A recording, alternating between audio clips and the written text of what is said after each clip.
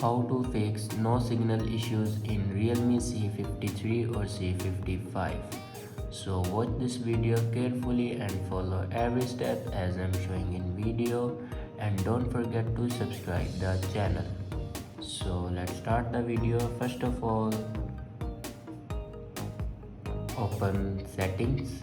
In settings, here you can see the airplane mode. Now here you can turn on or off your airplane mode 2 to 3 times. After turn on or off your airplane mode, then reinsert your SIM card.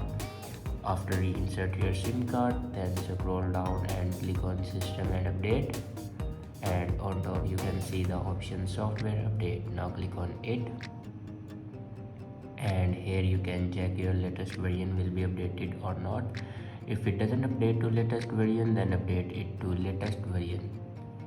After update a latest version, then go back and click on backup and reset. Now click on reset phone and click on reset network settings. Now here enter your password to reset your network settings. After reset the network settings, then go back to your home screen and restart your device. For restart your device, press and hold power button and then swipe up to restart your device. After doing these steps, your problem will be fixed. I hope this video is helpful for you. Thanks for watching.